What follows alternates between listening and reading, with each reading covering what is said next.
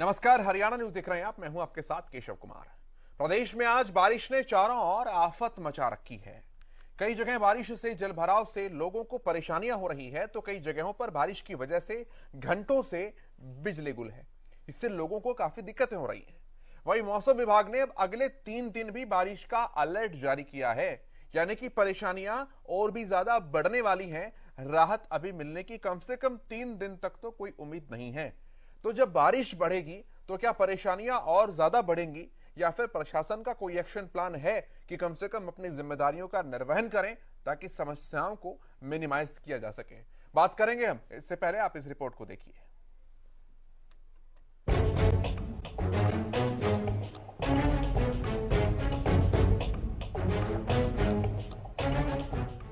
देश के कई राज्यों में बारिश हो रही है। लगातार हो रही बारिश से हालात खराब हो गए हैं। हरियाणा के कई राज्यों में बारिश आफत बनी हुई है। फरीदाबाद और गुरुग्राम में बारिश का दौर जारी है। रुक रुक कर हो रही बारिश से लोगों को गर्मी से राहत तो मिल गई है, लेकिन बारिश से कई दिक्कतों का सामना करना पड़ रहा है। राज्य के कई हिस्सों में बारिश से जल प्रलय आ गया है, तो वहीं कुछ इलाकों में पिछले 24 घंटों में बिजली भी गुल है। इसके अलावा बिजली की समस्या की वजह से लोगों को पीने के पानी की दिक्कतें हो रही हैं। लगातार हो रही बारिश से तापमान में भारी गिरावट दर्ज की गई है। वहीं मौसम विभाग ने कहा कि राज्य में अगले 3 दिन तक बारिश से राहत नहीं मिलने वाली है। ऐसे में लोगों को कई तरह की दिक्कतें हो सकती हैं, जिसको देखते हुए मौसम विभाग ने लोगों को घरों में ही रहने को कहा है। आम लोगों के साथ साथ बारिश ने किसानों की भी चिंता बढ़ा दी है। हालात ये हैं कि जिन क्षेत्रों में कपास की चुगाई हो रही है, वहां अधिक वर्षा होने से कपास की उत्पादकता और गुणवत्ता दोनों ही प्रभावित हो रही है। साथ ही धान की अगेती बिजाई की फसलों में भी हल्का नुकसान होने की संभावना है। ऐसे में बारिश चारों तरफ आफत मचा रही है, जिससे राहत मिलने की अगले 3 दिन तक कोई उम्मीद नजर नहीं आ रही है। Bureau report, Haryana news.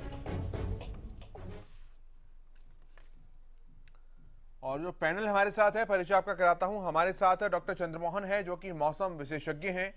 Gurjeet Singh मान साहब हमारे साथ हैं, आप कृषि विशेषज्ञ हैं। संजय राठौर हमारे संवाददाता गुरुग्राम से हमारे साथ जुड़ रहे हैं, और जितेंद्र शर्मा हमारे संवाददाता पानीपत हमारे साथ हैं। बहुत स्वागत है आप सभी का। डॉक्टर चंद्रमोहन, सबसे पहला रिएक्शन मैं आपका चाहूंगा। 3 दिन और ज्यादा बारिश होने के अनुमान है।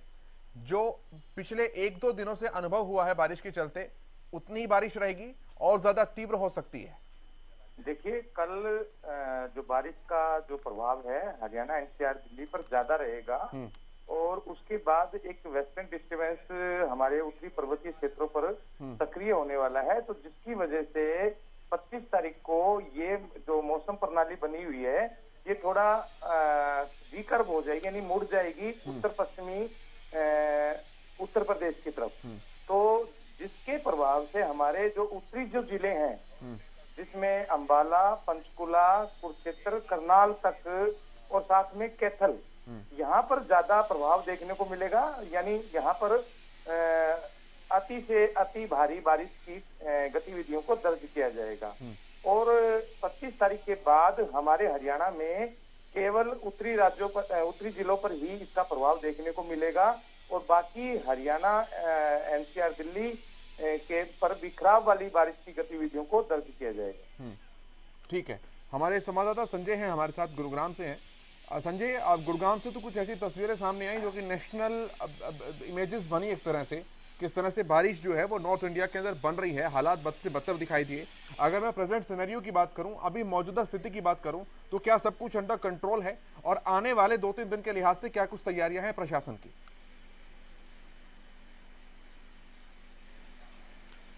जी बिल्कुल केशव, मैं आपको बताना चाहूंगा, बीते दिन की मैं बात करूं, कहीं ना कहीं जिस तरीके से गुरुग्राम के तमाम सेक्टर की बात करूं या फिर हाईवे की बात करूं, कहीं ना कहीं जल भराव के चलते पूरे हाईवे पे करीबन 8 से 10 किलोमीटर लंबा जो जाम है वो लग गया था, जिसके बाद कहीं ना कहीं लोगों को काफी समस्याओं का सामना उठाना पड़ा। और इसी के चलते कहीं ना कहीं जिला प्रशासन के द्वारा तमाम हाईवेज के सर्विस रोड पर पंप लगा दिए गए थे कि जो कि पानी निकाल पाए, लेकिन उसके बावजूद भी कहीं ना कहीं गुरुग्राम के राजीव चौक के अंडरपास की मैं बात करूं, उसमें भी जल भराव की स्थिति, जिसके बाद घंटों लोगों को उस समस्या से जूझना पड़ा। हालांकि हर वर्ष की मैं बात करूं, नगर निगम गुरुग्राम के जो अधिकारी हैं, कागजों में जरूर करोड़ों रुपए हैं जो धरातल पे वो खर्च करते हैं वो सीवरेज और नाले की सफाई के प्रति, लेकिन धरातल की बात करूं, कहीं ना कहीं अभी भी वहां पर खामियां नजर आ रही हैं। और यही एक बड़ा कारण रहा कि चंद घंटों की बरसात के बाद गुरुग्राम में एक बार फिर जाम सिटी बन गया। कहने के लिए चाहे Gurugram cyber city, millennium city और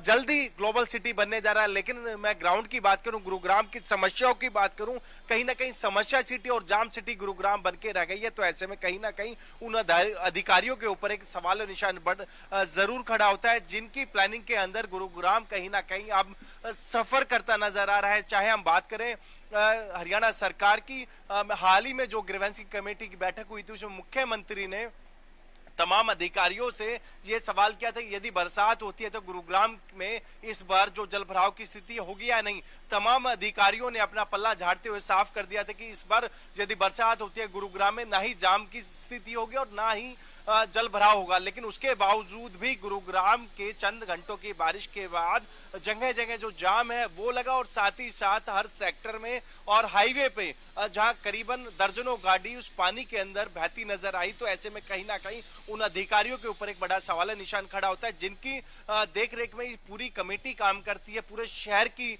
जिम्मेदारी जिन अधिकारियों के पास है, उनके ऊपर सवाल निशान जरूर खड़ा होता है। लेकिन आज की मैं बात करूं, क्योंकि जिस तरीके से प्रदेश सरकार ने एक एडवाइजरी जारी की थी, जिसमें कि सरकारी संस्थान को छुट्टी की बात कही थी, और कहीं ना कहीं कॉर्पोरेट और कमर्शियल जो ऑफिस थे उनको वर्क फ्रॉम होम यानी कि घर से बैठकर अपना काम कंप्लीट करें। तो ऐसे में कहीं ना कहीं उसके मद्देनजर हम बात करें, कहीं ना कहीं आज राहत जरूर है, लेकिन बरसात अभी भी रुक रुक कर हो रही है। ठीक है, जितेंद्र से मैं हालचाल जान लेता हूं एक बार, पानीपत सिटी का क्या कुछ हाल है, फिर मैं अब गुरजीत जी के पास आऊंगा किसानों की समस्याओं को लेकर, फसलों पर सलाह मशवरे को लेकर।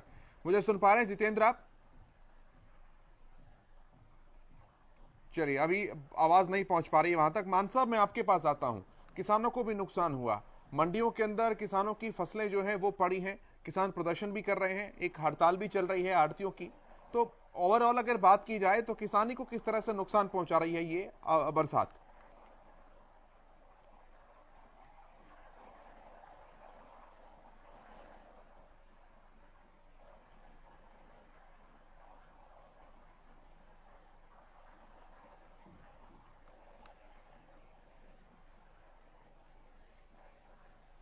मान साहब, आपकी आवाज नहीं पहुंच पा रही है मुझ तक। मैं एक बार कनेक्शन को दोबारा से रिकनेक्ट करता हूं, वापस फिर हम आपके पास आएंगे। मैं तब तक आ रहा हूं आपके पास डॉक्टर चंद्रमोहन जी। जी, 3 दिन का और येलो अलर्ट जारी किया गया है। अब एक आम नहीं, अभी भारतीय मौसम विभाग ने इस मौसम प्रणाली जो फिलहाल एनसीआर दिल्ली और हरियाणा पर लगातार अपना प्रभाव जमाए हुए है, तो भारतीय मौसम विभाग ने येलो के स्थान पर अब ऑरेंज अलर्ट जारी कर दिया है, क्योंकि आज और कल इस मौसम प्रणाली की वजह से भारी बारिश की स्थितियां अभी बनी हुई है। मतलब ऑरेंज येलो से और भी ज्यादा गंभीर वाली कैटेगरी में आ जाता है। गंभीर वाली कैटेगरी में आता है, क्योंकि आज काफी स्थानों पर 100 से 200 मिलीमीटर तक की बारिश की गतिविधियां दर्ज की गई हैं, और आने वाले समय में मतलब आज और कल ये मतलब और ज्यादा स्थिति बनेगी। अगर हम पिछले रिकॉर्ड देखते हैं, 2005 में हरियाणा एनसीआर में बाढ़ की स्थिति बनी थी सितंबर के महीने में, तो उसी प्रकार की जो स्थितियां हैं फिलहाल बनी हुई हैं, और ये मानो कि करीबन 27 साल का रिकॉर्ड इस बारिश ने तोड़ा है। और जो पिछले दिनों में जो बारिश की गतिविधियों की जो कमी थी हरियाणा एनसीआर दिल्ली में, तो जिसकी वजह से सामान्य से काफी जिलों में कम बारिश हो रही थी, जिनमें कल भी बात हुई थी कि हमारे 16 जो जिले हैं जिनमें बारिश की गतिविधियां सामान्य से कम थी, केवल 6 जिले ऐसे हैं जहां पर सामान्य से ऊपर थी। परंतु इन 2-3 दिनों के दौरान जो बारिश की गतिविधियां होंगी, हमारे हरियाणा एनसीआर दिल्ली में जो कमी बनी हुई थी वो सामान्य या सामान्य से ऊपर होने की संभावनाएं बन रही है। अब एक आम आदमी तो इसी भाषा में ज्यादा आसानी से समझ पाता है इंटेंसिटी ऑफ रेन को, कि जिस तरह से नोएडा के अंदर और दिल्ली के अंदर भी कुछ जगहों पर स्कूलों को बंद किया गया है। गुड़गांव के अंदर जो कॉर्पोरेट और प्राइवेट सेक्टर है, जैसा कि संजय बता रहे थे हमारे संवाददाता, वर्क फ्रॉम होम की हिदायत दी गई है, तो इसका मतलब हालात वाकई थोड़े से गंभीर हैं डॉक्टर साहब। खाली फरीदाबाद, गुड़गांव, नोएडा इस साइड की नहीं, सोनीपत में अगर हम बात देखते हैं, पानीपत में देखते हैं, करनाल में देखते हैं, अगर हम महेंद्रगढ़ में नारनौल की बात देखते हैं, हिसार की बात देखते हैं, सभी जगह पानी, बीच में रोहतक, सभी जगह मानसून जो अब लय में आया है, तो उससे बारिश की गतिविधियां काफी बढ़िया हो रही है। ठीक है, आप थोड़ा सा डॉक्टर साहब और बता पाए हमें कि येलो, ऑरेंज और रेड अलर्ट जो है, इसमें क्या कुछ अंतर होता है? अगर मैं अब मौसम विभाग के नजरिए से देखूं तो मतलब येलो अलर्ट में क्या कुछ तैयारियां सरकार के द्वारा की जानी चाहिए, ऑरेंज में क्या होती है और फिर रेड में क्या होता है? येलो अलर्ट का मतलब ये होता है कि वेट एंड वॉच की संभावनाएं मतलब बहुत तेज हो भी सकती हैं, कम भी हो सकती हैं और ना भी हो।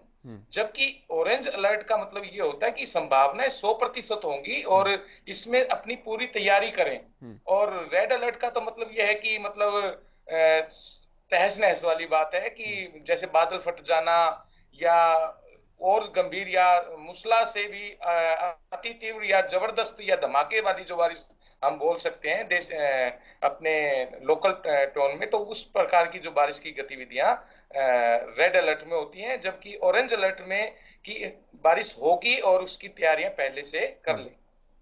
ठीक है, मान साहब आपको आवाज मिल पा रही है मेरी?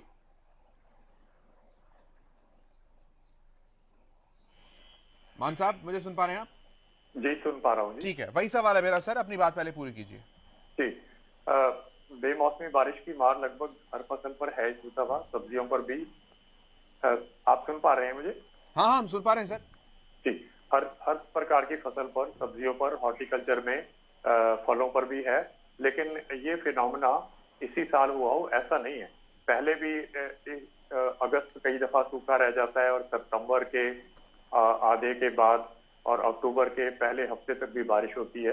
डॉक्टर चंद्र मोहन मेरे से सहमत होंगे, 2018 में, 21 में, 14 में और इस बार 22 में और पीछे भी जाए तो ऐसा होता है। तो लेकिन सरकार की तैयारी पहले भी नहीं थी, इस बार भी नहीं है। किसान अपने लेवल पे बहुत कुछ कर नहीं पाता।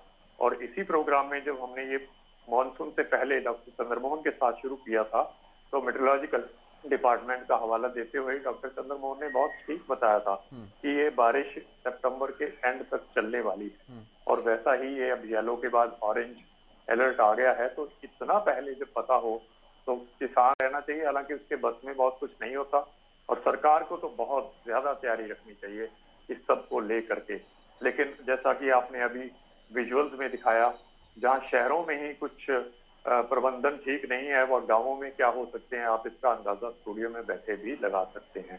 अब इसमें क्या कर सकते हैं किसान कि वो थोड़ा बहुत जो भी अपनी स्प्रे मटेरियल भी उनको करना पड़ेगा, क्योंकि राइस पैडीज में, बासमती में अचानक से पिछले दिनों की जो आर्द्रता बढ़ी, हाई टेम्परेचर रहा, उससे बीबीएच का अटैक जिसे हॉपर बोल देते हैं वो आ गया है।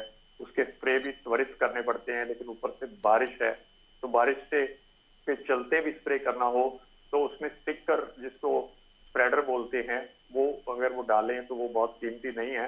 और वो थोड़ा सा पेस्टिसाइड मटेरियल को रेन फास्ट कर देता है या रेन प्रूफ कर देता है कि जल्दी से वो बारिश की कुछ बूंदों से बहती नहीं है। किसान बहुत ज्यादा कुछ इसमें नहीं कर सकता। यही कर सकता है कि अपनी फसलों का हर रोज निरीक्षण करे, और अगर सरकार के एक्सटेंशन वर्कर्स आते हैं या प्राइवेट कंपनीज के भी एक्सटेंशन वर्कर्स आते हैं, उन्हें भी अपनी फसलों की जांच करवाए और उनसे सलाह मशवरा करके फिर अपने विवेक से जो भी उसके सही लगे वो उसका जरूर इलाज करे। लेकिन पैनिक में ना आए, क्योंकि कुदरत का मामला है। कुदरत जो है अपने सिस्टम से चलती है और पैनिक होने से कोई उसमें बदलाव आने वाला नहीं। डॉक्टर साहब मैं आपके पास आता हूं, फिर मैं जितेंद्र से हालचाल जानूंगा पानीपत का। मान साहब ने कहा बेमौसम बरसात, वाकई मौसम बेमौसम है क्या ये बरसात, या फिर अंदाजा तो काफी पहले से लगाया जा रहा था? वो भी जिक्र कर रहे थे इस बात का।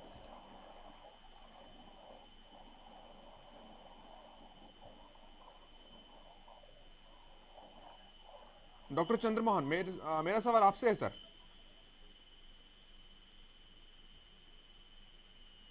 आवाज नहीं पहुंच पा रही है। मैं आपके पास आता हूं जितेंद्र, जरा आप बताइए क्या कुछ तस्वीरें हैं, क्या कुछ हालात हैं पानीपत के?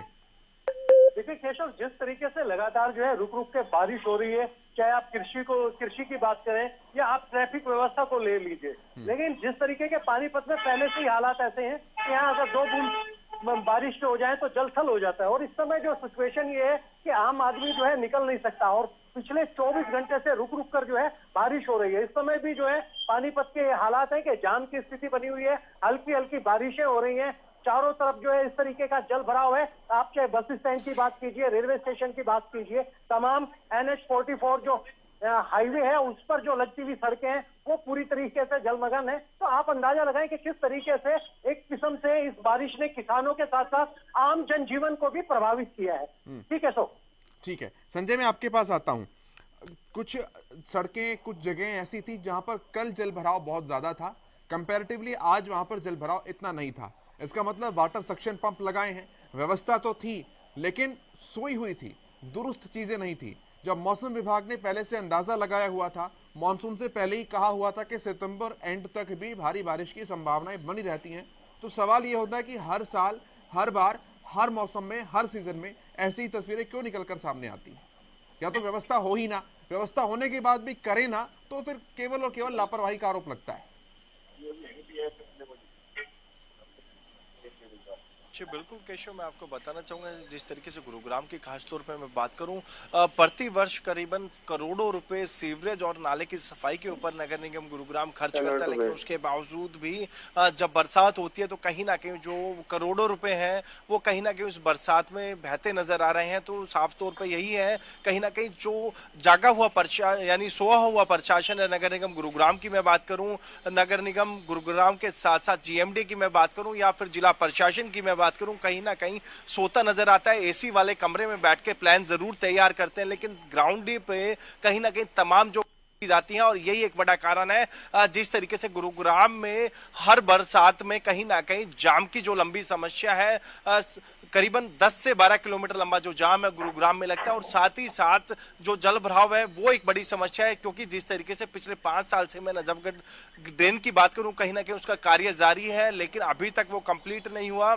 हाईवे की मैं बात करूं, कहीं ना कहीं कोई भी कनेक्ट उसमें नहीं है, क्योंकि जो मेन लाइन है, जो ड्रेनेज सिस्टम है वो दुरुस्त हो, और यही बड़ा कारण है कि गुरुग्राम की सड़कों पर, हाईवे पर जो जल भराव है वो इसी वजह से देखा जाता है, क्योंकि प्रॉपर जो इंतजामात है वो नहीं किए गए। हालांकि नगर निगम की मैं बात करूं, करीबन सैकड़ों ऐसे पंप लगाए गए हैं जिससे कि जो जल भराव की समस्या है वो दूर हो सके, लेकिन उसके बावजूद भी राजीव चौक के अंडरपास की मैं बात करूं, उसमें कहीं ना कहीं जल भराव की स्थिति देखने को मिली। और साथ ही साथ नेशनल हाईवे नंबर 48 की मैं बात करूं, जहां पर दर्जनों जो गाड़ी है वो पानी की वजह से कहीं ना कहीं वो पानी की वजह से रुक गई। तो ऐसे में कहीं ना कहीं तमाम जो चीजें हैं, प्रयास हैं, वो जरूर किए जाते हैं, लेकिन धरातल की मैं बात करूं, कहीं ना कहीं वो सिर्फ एक खाना पूर्ति है, और यही एक बड़ा कारण गुरुग्राम की जनता कहीं ना कहीं परेशान, हर बरसात में कहीं ना कहीं वो परेशान नजर आती है। और इसके साथ साथ कहीं ना कहीं हरियाणा सरकार ने एडवाइजरी जरूर जारी की थी, क्योंकि लगातार जिस तरीके से बरसात हो रही थी, लेकिन उसके बावजूद भी अभी भी गुरुग्राम के, मैं नरसिंहपुर की मैं बात करूं, हाईवे के आसपास, तो कहीं ना कहीं सर्विस रोड पर अभी भी 2 गाड़ी कहीं ना कहीं उस जल भराव की शिकार हुई है, वहां अभी फंसी हुई है। और यही एक कारण है कि कहीं ना कहीं गुरुग्राम के जो प्रशासन है, कहीं ना कहीं वो अभी भी कुंभकर्णी नींद सोया हुआ है, और इसी के कारण कहीं ना कहीं गुरुग्राम के जो हालात हैं दिन प्रतिदिन बद से बदतर होते जा रहे हैं। जी केशव, मैं मान साहब के पास आता हूं। मान साहब, अगर इस बरसात का एक सकारात्मक पहलू देखें तो क्या सरसों और गेहूं की बुआई के लिए ये ठीक मौसम हो सकता है? क्योंकि आमतौर पर सितंबर का अंत और अक्टूबर की शुरुआत में गेहूं सरसों की बुआई जो है वो तकरीबन की जाती है। क्या हिदायत और क्या सलाह देना चाहेंगे आप उन किसानों को जो इसके बारे में सोच रहे हैं? देखिए, अभी तो खड़ी फसल की चिंता ही किसान को के लिए बड़ी चिंता है। ये ठीक है कि बाद में अगर किसी की अर्ली वीट सोइंग है जो आजकल हो नहीं पाती, क्योंकि फसल अवशेष प्रबंधन के रहते वो डिले हो रही है काफी समय से। नवंबर से पहले गेहूं की बिजाई बहुत थोड़े इलाके में होती है। इसी प्रकार सरसों का भी यही समस्या है कि कॉटन के फील्ड जब तक खाली नहीं होते तब तक ऐसा नहीं होता। इसीलिए किसान अभी इस सोच में नहीं जाएगा। अभी उसके लिए गंभीर समस्या यही है कि जो उसकी प्रेजेंट फसल है वो किस तरह से सुरक्षित रहे और किस तरह से उसका सुरक्षित मंडीकरण हो सके, क्योंकि मंडी में भी नमी का मामला है। जैसे करनाल कुरुक्षेत्र में कुछ अर्ली राइस आ जाता है तो उनको मंडी में ले जाने पर मॉइस्चर कंटेंट को लेकर बड़ी समस्या आने वाली है। उसमें सरकार को पहले से ही चाहिए कि उसमें अगर कुछ डेविएशन लानी है तो वो किसान विरोध करें, ये तो अच्छी बात नहीं है। जब सरकार को मालूम है बारिश हुई है तो government should be self prepared, उन्हें तैयार रहना चाहिए कि मॉइस्चर है तो है, वो किसान ने तो नहीं पैदा किया और सरकार को भी उसका पता है। और लेकिन कुछ आदतें ऐसी हो गई हैं कि पहले जब तक प्रदर्शन नहीं हुए तो सरकारें सुनती नहीं है, जबकि सैटेलाइट ने सब कुछ बताया है, मौसम विभाग ने सब कुछ दिखाया है, मीडिया ने सब कुछ दिखाया है, तो उसमें फिर सरकार को संशय क्यों रहती है कि किसान मॉइस्चर की बात कर रहा है तो वो सच है या नहीं। तो ये बातें तो सरकार को देखनी चाहिए, देख ही सकती है। चाहे ये बात सही है कि कुदरत से लड़ाई ना सरकार लड़ सकती ना किसान लड़ सकती, लेकिन एक बेटर एडमिनिस्ट्रेटिव जो स्ट्रक्चर होता है उसको तो क्रिएट करना सरकार के बस में है। और जैसे आपने अभी जिक्र भी किया कि दावे ही रह जाते हैं और उनकी पोल तभी खुल जाती है, चाहे शहर हो चाहे गांव, जब भी इस तरह की प्राकृतिक आपदा आती है, चाहे सूखे की हो चाहे अधिक बारिश की हो। ठीक है डॉक्टर चंद्रमोहन जी, आपके पास आता हूँ। फिर वही सवाल एक बार, क्या ये बारिश जो है गर्मी से सर्दी की तरफ मौसम के परिवर्तन का एक संकेत है, या ये बेमौसम बरसात है जो मैं पहले सवाल कर रहा था, मान साहब जिसका जिक्र कर रहे थे? देखिए, बिल्कुल आपने सही प्रश्न किया, क्योंकि जैसे ही ये मौसम प्रणाली आगे बढ़ेगी और उसके बाद मानसून की विदाई भी लगभग तय मान रहे हैं हम, क्योंकि अक्टूबर के फर्स्ट वीक में मानसून की विदाई हो जाएगी। और जैसे ही मानसून की विदाई होगी, पश्चिमी पवनें और साथ में उत्तरी पवनों का आधिपत्य हमारे इलाके पर हो जाएगा और अक्टूबर के फर्स्ट वीक से ही ठंडी पवनों का आगाज पूरे एरिया पे होगा, और जिसकी वजह से शीत ऋतु का आगमन हो जाएगा। और बिल्कुल ये संभावनाएं बन रही हैं कि आने वाले अक्टूबर के फर्स्ट वीक में शीत ऋतु शुरू हो जाएगी। ठीक है सर, बहुत शुक्रिया सर आप सभी का। गुरजीत सिंह मान जी, डॉक्टर चंद्रमोहन जी, संजय राठौर, जितेंद्र शर्मा, चर्चा में शामिल होने के लिए।